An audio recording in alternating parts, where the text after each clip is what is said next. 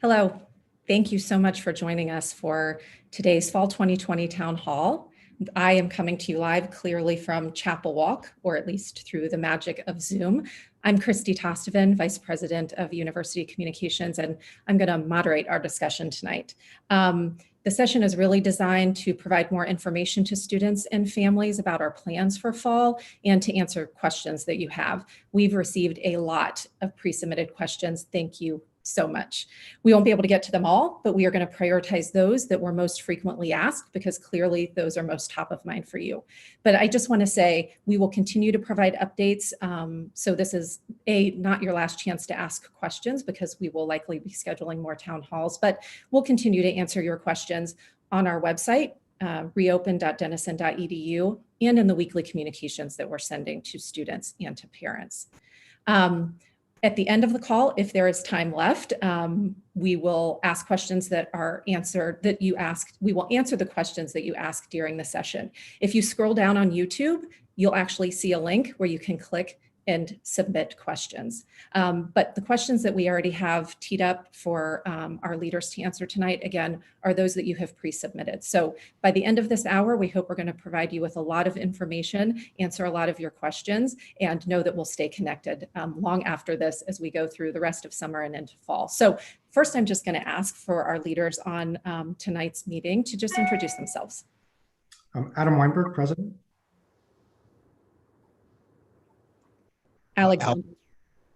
Alexandra Schimmer, General Counsel. Kim Copeland, Provost. Alex Miller, Vice President, Student Development. Thank you. Are you there, Nan? Yep, Nan Carney DeBoer, Director of Athletics. Excellent. Thank you guys so much. So Adam, we're going to start the call before we dive into a bunch of questions. I just would like to hear a little bit from you and just how you're thinking about fall and our plans as we all prepare to come back to campus. Great, thanks, Christy, and thanks everybody for joining us tonight. I will admit that in this COVID world that we now live in, I'm doing this from our study right off our living room, where there are 2 dogs and a group of high school age kids who have promised me that they will be quiet while I get through this. But if they're not, I want to apologize up front. I just wanted to make a couple just kind of introductory remarks. And first, I just want to start by just saying how grateful I am to all of our faculty and staff who have put an extraordinary amount of time into our planning for the fall. I've been in higher ed a long time. I've never been through anything like we've been through the last couple months. And I stand in awe with just a tremendous amount of gratitude for everything that people have done to get us to this place. Obviously, for anybody who's reading the newspaper and has friends and or kids at our siblings at other colleges, colleges are taking a wide range of approaches to the fall. As you know, we've decided to take a hybrid approach to the fall semester, and we've done that for a few reasons. One is, as we'll talk about over the course of the next hour, we have good plans in place, and we're confident that we can manage the virus on our campus. Part of the reason for that is things that are just unique to Denison. We believe that our size, our solo focus only on undergraduate education, our location, and quite frankly, our financial resources were all contributing factors to our decision to move into a hybrid mode and to open the campus. At the same time, we respect the views of some students who don't feel comfortable returning to campus and or students or families that just you can't get back to campus for a variety of reasons. The hybrid option gives people choices, which is what we believe people really need and deserve right now. It also gives the college maximum flexibility as the COVID situation continues to evolve. We'll talk more tonight.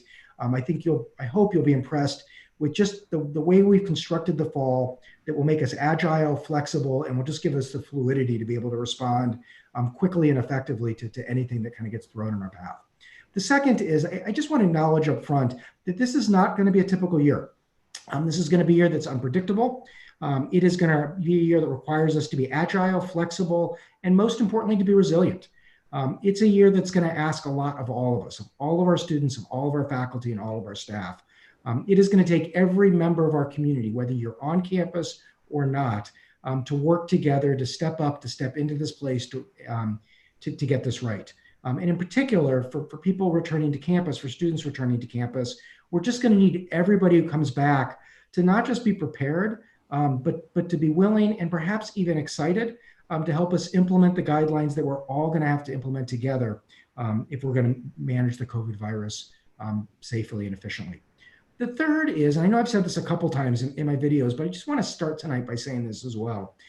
Different doesn't mean it can't be unique, it can't be important, and it can't be a year that we look back on pride.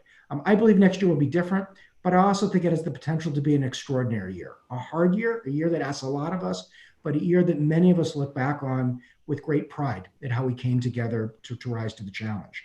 My great hope is that we will look back this time next year and see it as probably a hard year, but also an exceptional year, particularly for our students, whether they were on campus or whether they were remote. Our faculty have been hard at work with getting the academic instruction piece right. So I feel very confident that the academic instruction next year will be exceptional, which is what you expect from a Denison faculty and courses. It'll be exceptional in all formats, whether you're in person, in classes, remote, somewhere in between. We have faculty who are dedicated, who are creative, who are world-class, and have been working hard all summer to prepare. There's just a ton of innovation going on. And I suspect some of the innovation are actually things that we're going to want to keep post-COVID. Second is we are going to remain a highly engaged campus. Engagement in the classroom is important. Engagement outside the classroom is important. And we're going to talk more tonight about plans we're putting in place to be able to do that. So whether you're in person on campus or remote, we want every single one of our students to be highly engaged in their Denison experience this year, both academically and co-curricularly. There will be social life. You know, Denison is a place that is about relationships. It is a place that is fun, but we're going to have to do it differently. But different, again, doesn't mean we might not innovate and find some new ways of doing things that are actually interesting and fun and things we want to do post-COVID. And then lastly, I think this will be a year, or at least we want it to be a year, where students learn and grow in ways that will prepare you for life after college. I think a lot of the skills, the values, the habits of adaptability, of agility, of creativity, of perseverance, those are liberal arts skills. And we will all develop more of them this year, which will serve us well in our professional, personal, and civic pursuits post-Denison. So let me just kind of close with just kind of a personal statement, something I've been thinking a lot about as we've been up late at night working on plans for the fall. What we are going through right now is not something that any of us want to be going through. But it's what's in front of us. It's what we have to work with. But for me, there's no college, there's no group of students, there's no group of faculty, there's no group of staff anywhere that I'd rather go through it other than this one. I'm proud to be a Denisonian. I'm proud of all the things we've done together over the last couple months to get prepared for the year. And I'm excited to create a year that we all look back on with pride because we did it the Denison way. Thanks. I'll hand it back to you, Christy. Thank you so much, Adam. Kim, I'm just going to ask you to pick up on that concept of the hybrid model. We've gotten lots of questions about this, and I just would like to hear a little more from you about what exactly do we mean by the hybrid approach? Both, what does it mean for students who are on campus and students who would be remote?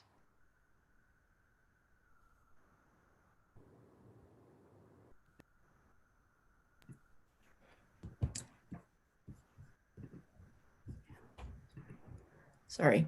Thanks, Christy. So I'll begin by noting that we've been preparing, and by we here, I'm really talking about the faculty. Faculty have been preparing for a hybrid approach since late spring. What I mean when I say hybrid in this case is that faculty are preparing for their classes to have some students who are on campus and attending class in person, and some students who are remote and who are joining class using a technology platform. Giving students this option to be in person or remote naturally gives us the flexibility to de-densify some classes, but it also allows us to engage all students, including those who can't return to campus or those who choose not to return to campus. The hybrid approach that we're outlining also allows us to provide academic continuity to students who may need to isolate or quarantine at some point during the semester and go into a remote learning mode temporarily. Faculty have been using, as Adam mentioned, faculty have been hard at work this summer using time to prepare for engaging all of their students, both those who are going to be in person and those who are going to be remote, so that the student experience across the board is as parallel as possible. This was one of the key features of the hybrid approach that we began talking about late last spring.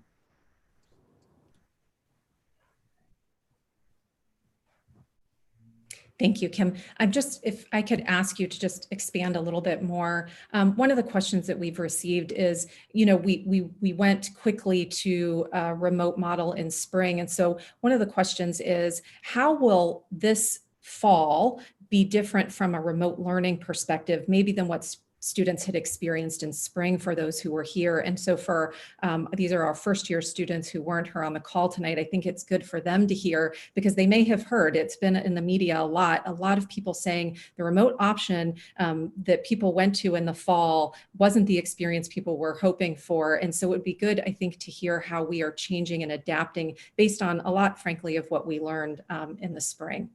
Sure. Yeah. So in the spring, I think it's very clear that we highlighted that we transitioned to remote learning very, very quickly. And a lot of our focus in the spring was on providing training for faculty just to use the various technologies that we needed to implement to deliver remote learning and remote teaching. As Christy mentioned, we did learn a great deal from our experience this last spring. For example, we learned that many faculty and students found Zoom to be a preferred platform. So we've acquired a campus-wide Zoom license for this fall. Another lesson learned by a number of faculty members was that breaking their classes into small groups and using an Oxford-style tutorial model was really effective when engaging with students remotely. And I know that numerous faculty are planning to incorporate this type of small group tutorial model in various ways in their classes this fall. We also knew that one of the great benefits we had last spring that we will not have for every student this fall is faculty and students were in class for several weeks together before we transitioned to remote learning in the spring. So faculty are really thinking very intentionally about how to get to know students, even those students who are at a distance. As Adam said, this is a very relational place, and that aspect of their teaching is important to faculty, and they're thinking about ways to engage all the students in their classes so that students get to know one another. Even the students who are remote are getting to know the in-person students. I think that most of our faculty will be reaching out to students before classes start to share information about themselves and about the course, and asking students to do the same, so that engagement with the course and with other students in the course might start even before the semester gets underway. As one of the big differences between preparing for the transition in the spring and preparing for now is we've had just ample time this summer for faculty to participate in lots of conversations and lots of workshops on the pedagogy of remote and hybrid teaching, and also on the best technology tools to use. And there have been a number of workshops facilitated by our Educational Technology Services folks and our IT division, and also by our Center for Learning and Teaching. Another lesson that we learned from the work in the fall is that it can be really helpful, and this is something we're encouraging faculty to do, is to spread work out in the classes more evenly throughout the semester. This will just help us facilitate pivots that we might need to make during the semester. If a student needs to transition to remote temporarily, if a faculty member needs to transition to being remote temporarily, we'll have built-in breakpoints that will just help accommodate transitions. And just one place where I'll mention where this is going to likely be very helpful. In departments that teach multiple sections of introductory courses, many of those departments are planning to sync those courses more than usual, so that if a faculty member is unable to teach a particular unit because perhaps of illness, another faculty member teaching the same course could step in easily and just help instruct the students in other sections as well. Just want to mention, just to give you some concrete examples of the variety of approaches that faculty are thinking about for the fall.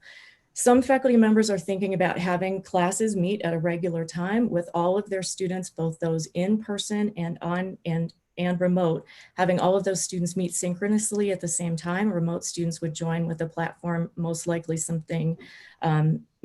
Zoom. Some faculty members are thinking about a different approach, more of a flipped classroom approach, where they'll provide content in lectures that are videotaped, share those with students so students can watch them on their own time. So it would be an asynchronous approach.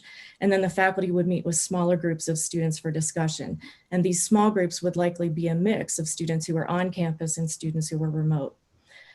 One of the features of a Denison classroom in the fall is going to be that everybody's going to be wearing masks, and faculty are thinking about what's the impact of a mask on what usually happens in the classroom. So for example, one of the suggestions that faculty are making is when students are doing presentations for a class, to have students video and record those presentations in advance so they can make the presentation without the mask And then it could be viewed either together as a group or again, in small groups or individually. I also just want to mention, because there might be some questions about, well, what are you doing about your science labs or courses in the arts? Our faculty in these disciplines are thinking very creatively about how to deliver content in laboratory experiences and studio experiences. Some of the labs in the sciences, I know they're thinking about, some of them may be done entirely remotely. Some labs may use student lab groups that are a mix of in-person students on campus and remote students, where different students in the group have different responsibilities. I know that one science department is planning to offer a laboratory boot camp at a later point in time for students who aren't able to get to campus and have that hands-on lab experience this fall. And then I just want to close my response to this question, Christy, by just letting you all know what one faculty member said about just really taking advantage of the opportunity of this particular moment. As Adam said, it's not a moment that any of us want to be in right now, but we are. And I love the way that faculty members are thinking about it. So one of them said to me, "A college education today requires students to gain competence in synchronously interacting with in-person and remote peers. This isn't just a COVID thing. This will soon become the norm for most professional settings, and it's an exciting skill to begin cultivating with Denison's small classes. It's also marketable. What organization wouldn't want employees who can solve problems by facilitating in-person, remote, and international remote work?" That is terrific. Thank you so much, Kim. Can you talk a little bit about how faculty will be teaching, whether they will be in class or remote or both? Yeah. So we have opted to give faculty the choice about what teaching platform to use. So it's not surprising that we have a number of faculty who themselves are in a higher risk vulnerability group for COVID, or they might be living with somebody in their family who is higher risk. So we just felt it was the right thing to give faculty members the option about how to best prepare their classes for the fall and about what platform to use to deliver their classes. Right now, we anticipate that about 15% of our classes are going to be fully remote, where the faculty member is fully remote for the course. But the majority of our classes are going to have both in-person and remote components. And I think an example, a way to describe this is a faculty member might opt to be remote, being away from campus and teach a class to the entire class using Zoom. But then the faculty member might come to campus to have face-to-face meeting with students, either in small groups or one-on-one. So that would be one way to have an in-person component and a remote component. And as I mentioned earlier, Denison is a really relational place, and faculty, even those who are planning to teach their classes entirely remotely, are really thinking about ways to develop these relationships with students. Thank you. Thanks so much, Kim. I'm going to move on, but I reserve the right to come back to you for a question later on.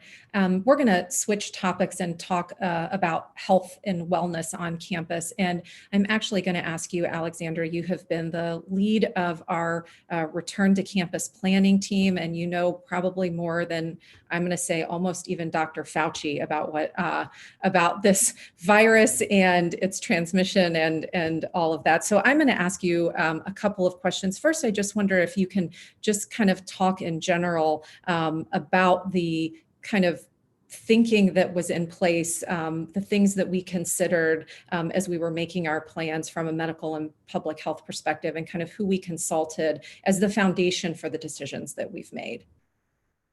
Yes, absolutely. So thank you. And so we've been anchoring in all of this to science, and we've been very data and science based, and have been keeping very, very close to a number of experts that we have been working with throughout this. And that includes, in large part, experts, medical experts and infectious disease experts, public epidemiologists from Ohio State.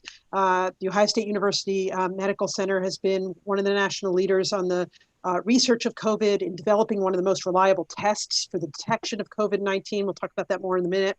And they've been fantastic partners to Denison.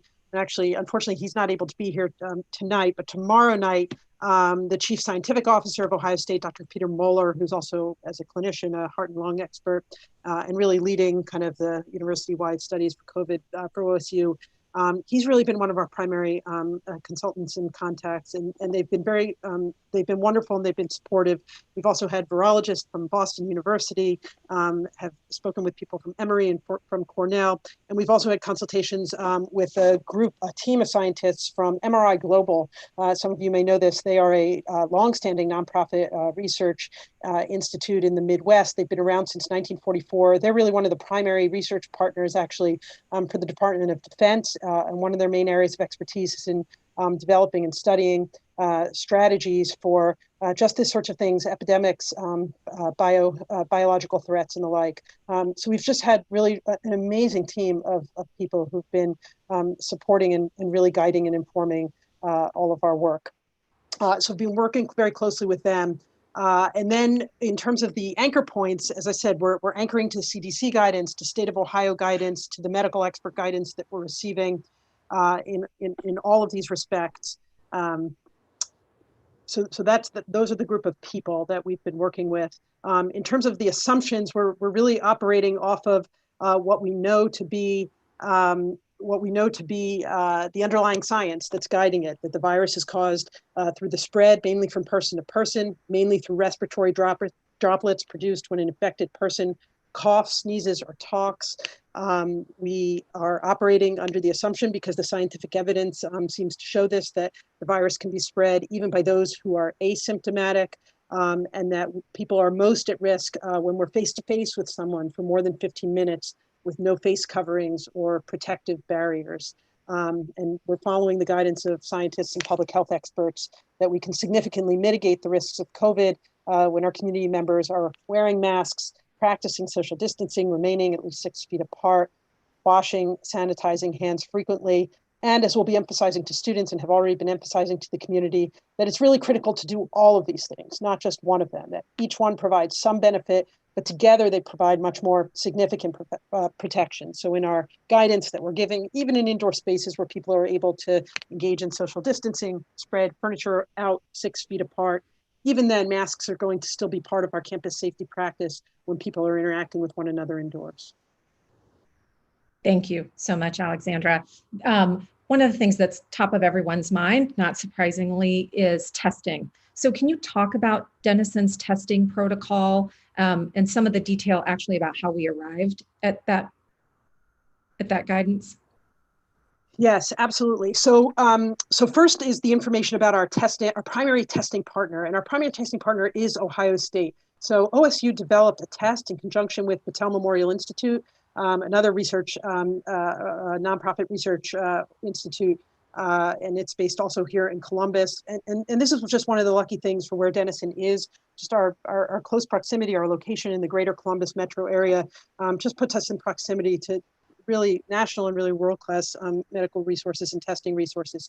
So OSU has developed a test. It's the real-time reverse transcription PCR type of test that's a nasal swab. We'll have the capacity, our health center, student health center will have the capacity to do on-campus swabbing, and it will just go up the road to OSU and to OSU's lab for processing, which will take just a matter of a few hours, possibly a day or so, depending upon what their volume is and when the sample ends up going in, but relatively quick. We'll also have, starting in the fall, we have 2 of the Abbott Labs, what are called rapid ID Now machines. These are the COVID tests that can be read in 15 minutes. The issue is this: the OSU test really is one of the leading national tests that's been developed. It has a very low false negative rate. Its results, whether positive or negative, are extremely reliable. The rapid tests that are still on the market, including the Abbott tests, still have relatively high false negative rates. If you come in and you are classically symptomatic for COVID and you test positive with the Abbott rapid 15-minute test, you have COVID.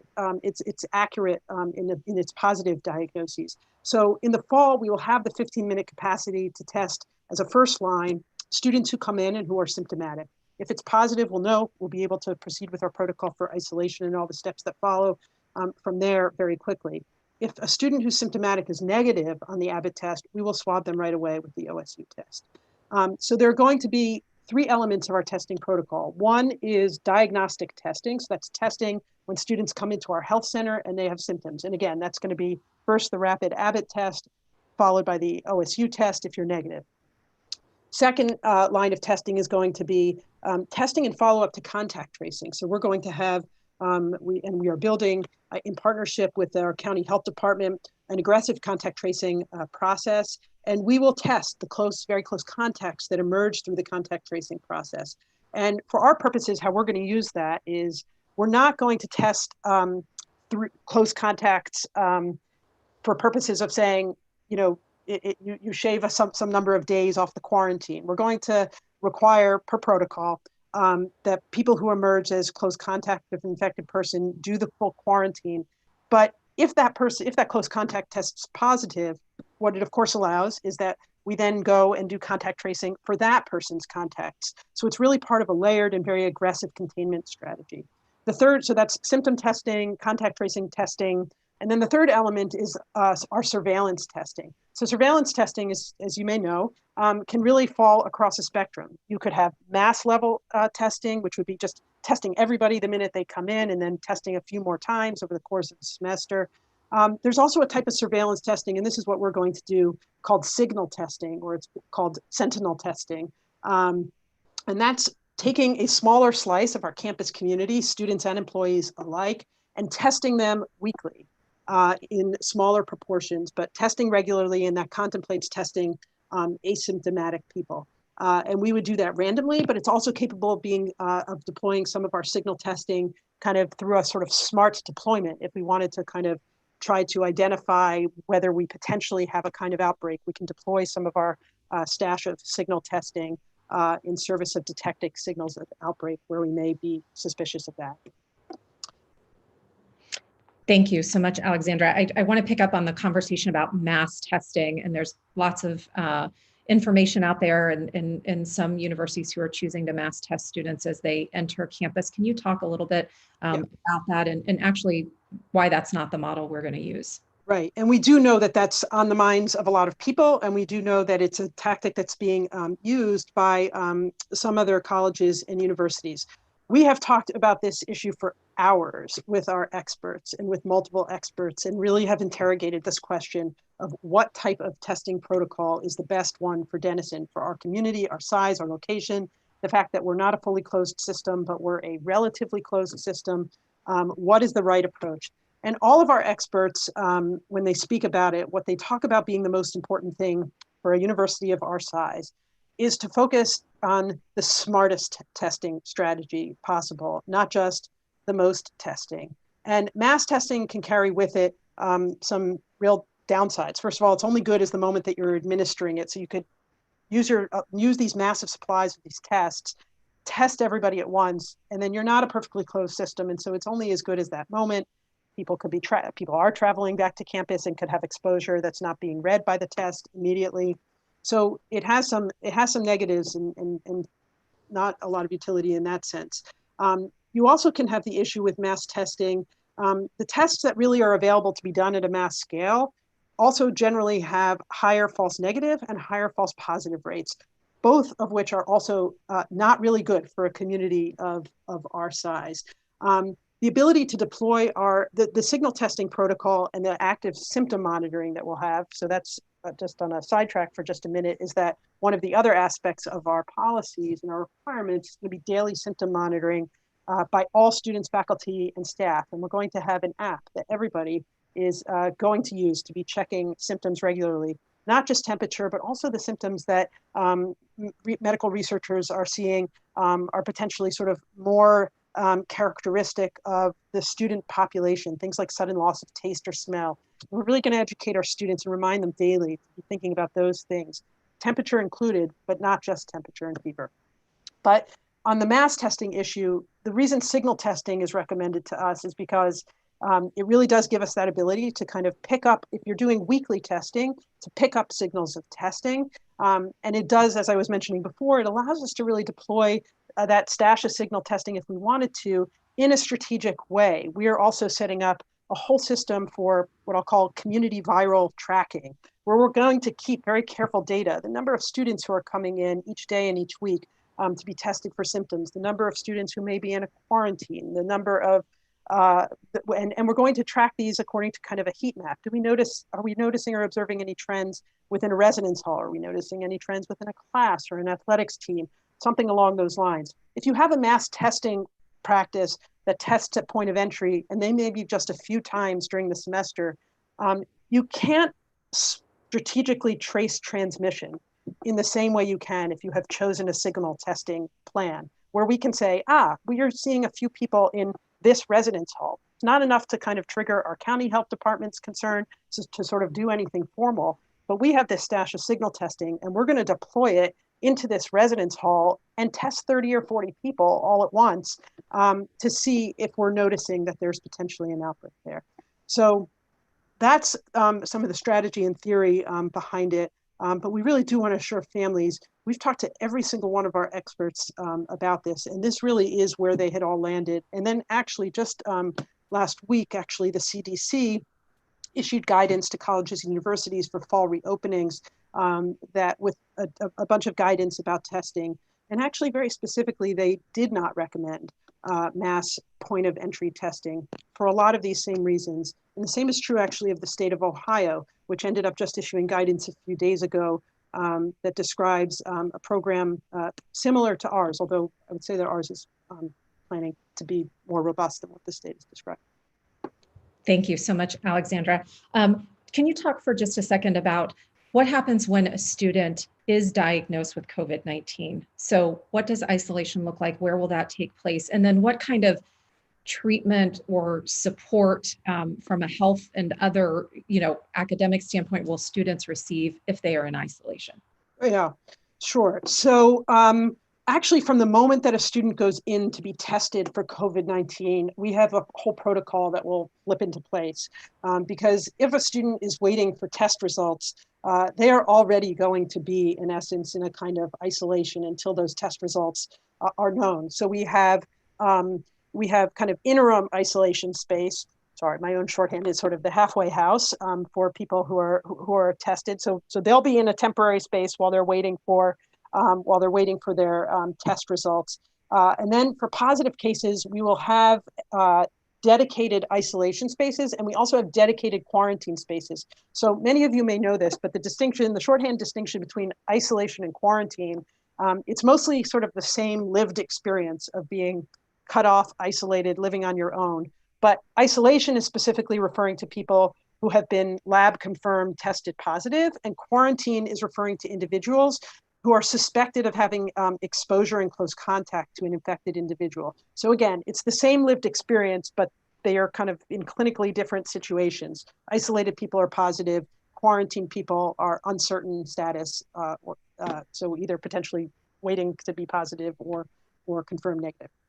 So in the isolation and quarantine spaces alike, again, these will be separate housing, separate facilities, single rooms, and we're arranging really fully for students' care. For students who are positive with COVID, there will be daily telehealth appointments with our medical staff to check in on those individuals. If somebody isn't responsive or we can't get a hold of them, we will send someone to check on them. We have a whole protocol for exactly what will happen. So we will check on them. We have a whole dining services set up to make sure that all of these students in isolation and quarantine will have food and food delivered to them. We are setting up a whole system to make sure they have laundry, because there may be some college students who don't do laundry, and have a fresh supply of laundry if they have to immediately go into an isolation or quarantine. So we will take care of that for them.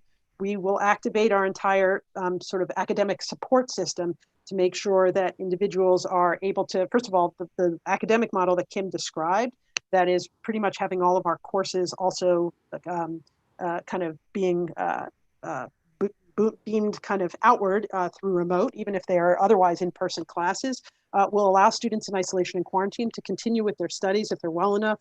If they're not well enough, we will follow our protocol, which we're just entrenching even more, that we would generally follow if the student were ill on our campus, unable to take classes, where we will provide support for them. We will help them communicate with their faculty, help them just make sure that they have that time to focus on their health and well-being and still progress through the semester as best as possible. So we are looking to take care of their health while they're in isolation and quarantine and monitoring that. And then also just the sort of making the experience as comfortable as possible. Thank you so much, Alexandra. We're going to shift gears just a little bit, and we're going to talk about kind of social and residential life on campus. And so I'm going to ask the newest member of our team, Alex, to help us answer these questions. So Alex, could you just talk a little bit about how we are thinking about the student experience and life on campus as we approach this very unusual year? Yeah. Yes, thank you, Christy. And I would just like to really quickly say that on behalf of my colleagues at Student Development, we are so excited to greet students this fall. And as a new member, I'm definitely excited to meet all of our incoming students.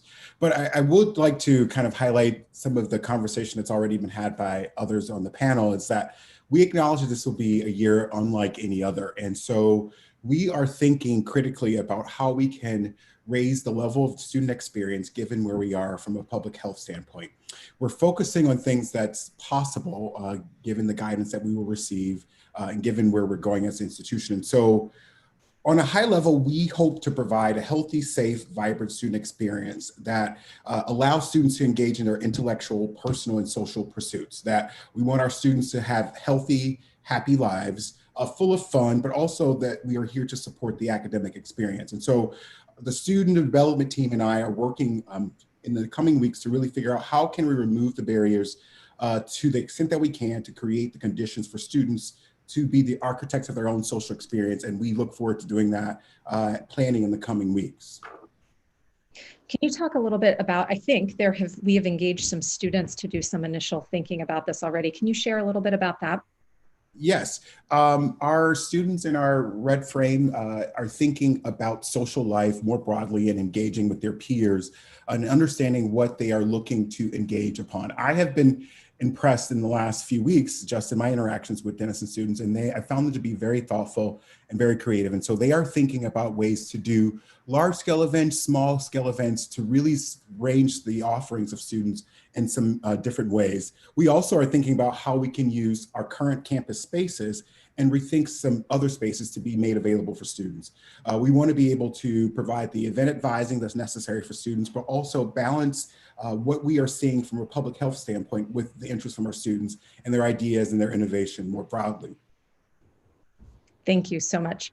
We are getting close to move-in time, which is, fun and comes with a little bit of anxiety. And so can you just walk us through kind of what the move-in process will look like, especially for first-year students and families who haven't been through it? Can you just give us a kind of map of that? Well, you say like parents who haven't been through it. I haven't either, but I will do the best that I can as a new member. But from what I understand, students have signed up for a move-in slot. And I'd like to clarify that the time slot is 20 minutes, but the expectation is not that the move will occur in 20 minutes. So I just want to highlight that. That's just the window that we expect the student to arrive, and so we can prepare for the arrival of the student. As a reminder, we've asked that there are 2 helpers per student, and all traffic will arrive via the east gate. And I like to, when I think about the campus and getting to know it, it's the entrance closest to Mitchell Center on Pearl Street.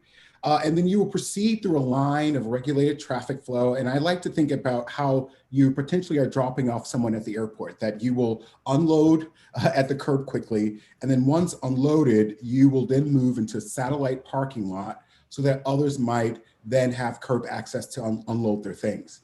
We're asking that everyone complete move-in within a 2-hour window, and that the helpers, families, parents soon leave campus after that 2-hour window, except for our first-year students. Our first-year families are invited to stick around and stay on campus and visit the academic quad for an information fair. President Weinberg would also be addressing families throughout the course of the day. And so we want to be able to make that available to families as well. All families should be able to attend the information fair, as I said, for first-year families, and hear from our president, but we're asking that families not return to campus after move-in so that we're able to kind of reduce density on campus. As you can imagine, we know this is not ideal, but it's important that we allow for the physical distancing and to keep density low on campus to the extent that we can. That is super helpful. And I do just want to clarify for families, because I think it's been a question that has been asked, the things that will be happening on academic quads. So both the fair that will be happening, the information fair, and the addresses from President Weinberg. He has graciously agreed to do many of those throughout the day. So we'll probably be scheduling them about every hour. So you won't have to wait around, or leave campus and come back. So once your student is moved in and you've spent your 2 hours moving in and getting settled, you can move out to the academic quad. You'll have the opportunity to soon hear from President Weinberg and to see what you want at the academic fair, and then you will be able to leave campus. So we're trying to structure it in a way that's very flexible to allow families to come in, move in, do what they need and want to do, and then be able to leave, because we know that's important for you too as you're making travel arrangements to be clear about how that will work. Yes. Nan, I'm going to ask you to jump in on a couple of questions. And again, I reserve the right to come back to you, Alex, too, in a minute. But Nan, can you just talk to us a little about the current thinking about athletics and our plans for varsity sports? Sure, Christy. Thanks so much. First of all, we are so excited to meet our first year student athletes. It's always an exciting time, and we have such wonderful, strong leaders, returning athletes on all of our teams that we'll be really looking forward to meeting you and working with you as well. As a conference, and when we refer to the conference, that's the North Coast Athletic Conference, and the acronym is NCAC, not to be confused with our affiliation with the NCAA Division III. But members of the North Coast Athletic Conference, which is a presidentially driven conference, have been meeting and preparing at a very high level since March. And our number one priority is how can we repopulate our teams with health and safety as the number one priority. So everything we've done, we've done with recommendations from epidemiologists and the CDC and all of our medical professionals at all of our member institutions. So we're really excited about where we are right now. So we have decided to return, and we will have a delayed start. So we have time to phase in a healthful manner and create the right environment to be able to keep our student athletes healthy throughout. We will also have reduced schedules and only play conference opponents because we know what their priorities are as well, and what protocol they have in place. So the NCAC has a specific and very detailed protocol for all of our student athletes on all of our member institutions.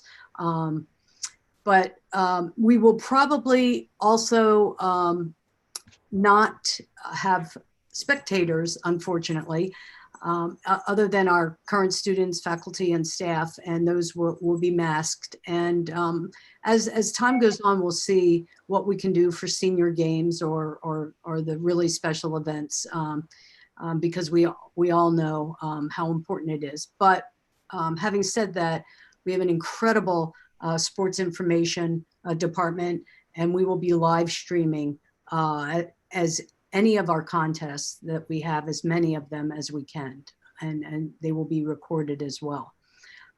So hopefully, once again, this is fluid. One of the quotes we live by is, it's not the honor you take with, but the heritage you leave behind. And so we plan on leaving a COVID heritage of learning how we handle crisis both on and off the playing field. Thank you so much, Nan. Beyond varsity sports, obviously, just physical activity in general is important for physical, mental, emotional well-being. So can you talk a little bit about what fitness and well-being options will be available for students this fall? Yes, we have been planning so much. Student wellness is number one. We want to touch the lives in a healthful manner with 100% of our students, giving so many opportunities. So now we have to get a little bit more creative, which we love to do. And so we are so fortunate at Denison. Those of you who have visited campus, you know how beautiful the campus is, with plenty of outdoor space, shared by some deer once in a while. But we will be offering outdoor group fitness classes. We're looking at developing some boot camps. So if you're looking to get in shape or get in even better shape, we'll do that. And many of our classes are student developed and student driven. So but exercising outdoors is good for physical and mental health, but also during this time of COVID, it's much safer. And so we're going to encourage walks around campus. We have a wonderful bike path that it's in the community and shared by the community. Incredible instructors that are cutting edge approaches to fitness. We have indoor track. And then we'll leave some of our classes remotely like yoga, but we'll also offer yoga outside and we have them throughout campus on all of the different quads. So there'll be great ways to exercise and recharge. If you have been on campus and you took and toured the Mitchell Center, you know the Crown Fitness Center is state of the art, and that will be opened with modifications and much more restricted uses. Many of you may be already exposed to that in your fitness facilities in your hometowns. So, you know, significantly reduced numbers allowed at one time, reduced hours, and of course, masks will be required while working out. And there'll be a tremendous amount of enhanced cleaning and disinfection protocol. Thank you so much. We're going to spend the remaining minutes we have left addressing some of the questions that have come in as we have been on the call. And Alex, the first one I'm going to ask of you, which is just as we think about how to make students aware of expectations on campus and kind of just ensure our students are doing what we're asking them to do in terms of wearing masks and social distancing and all those things, how do we plan to approach that and to help really enforce and ensure students are doing those things? Yes, Christy, thank you for that question. I think first, we would want to start with just the idea of maintaining some vigilance around every member of our community committing to this and really as staff and faculty role modeling it for our students. I mean, I'm already struck by the strong sense of community on campus. And so we want to draw on that culture in some way and really kind of drive those responsible behaviors for our students.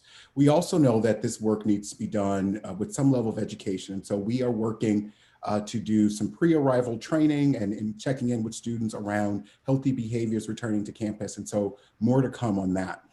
It also includes a lot of reinforcement, and we are working directly with students on this. And in fact, students are thinking through ways in which we can kind of drive the culture of students being responsible members of the communities, being great bystanders and promoting healthy behavior on campus. And so we're thinking through signs and posters and social media campaigns and infographics, but we want to reinforce a positive culture on our campus.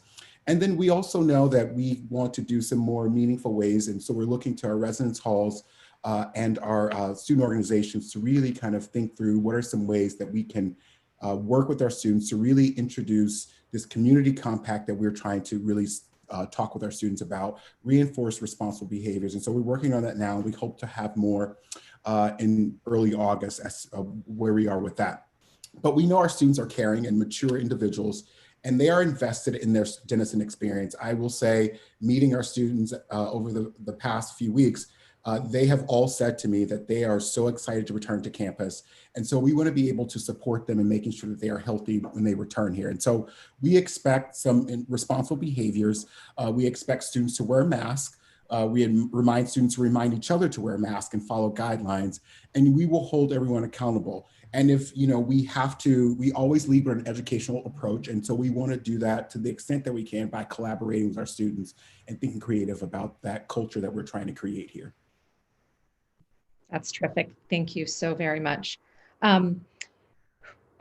This is for you, Kim. Does every student have the opportunity to pursue remote learning this fall? Yeah, Christy, thanks for the question. Yeah, I just want to emphasize and be clear that every student does have the opportunity to pursue their classes remotely this fall. That's an option that we wanted to make sure was available to all students. So that can be a choice a student makes for the entire semester. It can be a choice that a student makes midway through the semester. If, for example, if they become ill and need to return home, but are well enough to be able to finish classes. If they're quarantined or isolated on campus, as Alexandra was mentioning, for a brief period of time, they can continue classes in a remote format. But to answer your basic question, yes, every student has the opportunity to take their classes remotely this semester. Thank you. And then a quick follow-up question to that. Will all classes be available remotely? Yes. I think I'm understanding your question. All classes will be available to students who are remote. Yeah, I think the question is, will there be any classes that any faculty would not be teaching? So if a student is signed up for it, that they wouldn't be teaching remotely and so might have to change their schedule as a result? No, we have asked all faculty to make sure they're accommodating remote students in all of their classes. Thank you. Alexandra, this next question is for you. Just thinking about how we might handle an outbreak on campus, and even more importantly, is there a tipping point at which we would decide that, we would go fully remote, and what does that look like?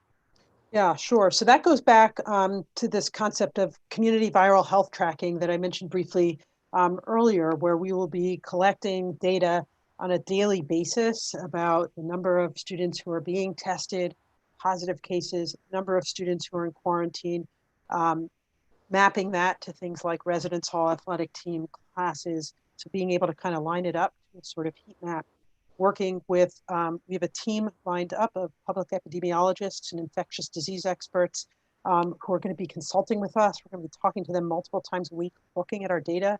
And we have, alongside this data tracker, we have kind of a list of the best way I could think to describe it is that it's like we're a sound studio, and it's one of those soundboards with all the dials and levers. And before we get to the point of sending anybody home, there are so many different tools that we have to control and manage infection and transmission and outbreak. We can have students, if we notice in a certain area are quarantined, we can have a residence hall or a whole part of a residence hall say, why don't we just have this group do to-go meals from the dining hall for X period of time, just so we make sure that we're not increasing transmission through, and all these other different kind of dials and levers to sort of manage circulatory patterns on campus to try to reduce transmission. Hopefully things that aren't really acutely felt, but are just little nudges in different directions that are really trying to kind of manage and contain outbreak.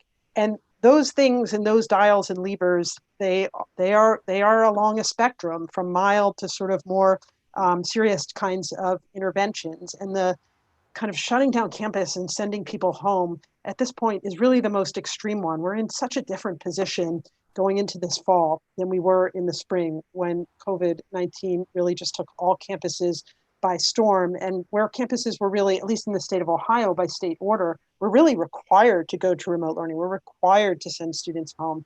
We would have the option of doing a kind of shelter in place all together as a campus. So many different types of levers and dials that we can turn before we would ever be at that point of shutting down and sending home, which I imagine we would be doing if we were advised by public health experts that were needed to protect public health and safety, that none of the other tools at our disposal, none of the other even pretty dramatic interventions like a shelter in place for some period of time where everybody's in quarantine, all our meals are delivered, which we have capacity to do. All learning is happening remotely in rooms, which we have the capacity to do. It would only be after all of those things that there would be, the very significant measure of potentially closing down campus. So we don't really have a tipping point because there's such variation, and it really just depends on what the landscape looks like.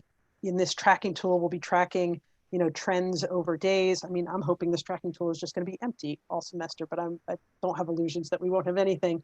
But we'll track incidences and trajectories over certain courses of days. And that matters too, to what the interventions are, the trend lines as well. So it depends on so many factors. There's no one moment that we can say.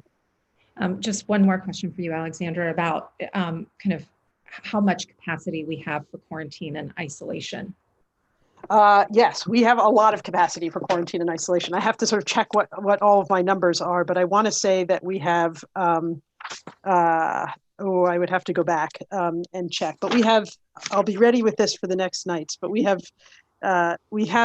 over, I want to say over 100 spaces for quarantine and isolation, and even more to be able to be deployed that aren't necessarily strictly dedicated for that now, but that are already offline. And among the reasons why we have really ample space is that we do have a de-densified campus this year. We do have even several hundred students that won't be on campus, really for a variety of reasons. Some of our students have medical conditions where they've chosen the remote option for their own health and safety concerns. We really just sadly have a lot of international students who have challenges in the current environment with visas, with securing visas and with travel plans. So our campus is going to be de-densified. There are a lot of open spaces. So we will have ample spaces. We just did housing assignments, so the number has been changing constantly. That's why it's not at the top of my mind. No, but we'll send that out in a communication. That was perfect. That's great. Thank you so much. So we're almost out of our time. So Adam, I'm just going to ask if you have some closing comments for us to our students and parents. Yeah, so I wanted to make two comments. One is, I hope to all the students listening, but also to the parents, that we were just able to give you a sense tonight of how much planning has gone on this year, to plan for the year. And I feel confident that this is going to be a fluid year. It's going to be an unpredictable year, but I feel very confident that we have the pieces in place to be able to effectively manage whatever is thrown in front of us. I want to make a comment to the students. Your first year in college is a remarkably special year. And every single one of our incoming students has worked remarkably hard throughout your high school years to be able to earn a spot at Denison. We take that responsibility really seriously. This will be a great first year for this incoming class. It'll be a different year, but that doesn't mean it won't be a great year. And I'll kind of end with just a thought exercise. If you're a large university that depends upon huge lecture classes, massive residential halls, lots of commuter students, executive education, potentially even an attached medical center, managing COVID becomes super difficult and challenging on all kinds of fronts. That's not us. We are a campus that's going to bring people back. For the most part, people will largely be contained on our campus. We are near a city, but not in a city. Good medical facilities. But most importantly, Denison is at its absolute best when we're highly relational. That's what this place is about. It's about relationships. And there's many things we're going to have to do because of COVID that actually play to our strengths. So I have a sneaky suspicion that a lot of our first year students are going to look back at the end of your first year, your sophomore year, your junior year, and your senior year and say, you know what? Our first year, that bit about making friends, getting to know our faculty really well, and getting involved in campus, in many ways became even easier because of some of the things we had to do because of COVID. All a long way of saying it's going to be an unpredictable year, but we will rise to the occasion. We're Denisonians. But most important, you've worked hard to get to Denison, and we want you to have a great first year here. So thanks everybody for joining us tonight. And thanks, Christy, for organizing this. Thank you, everyone.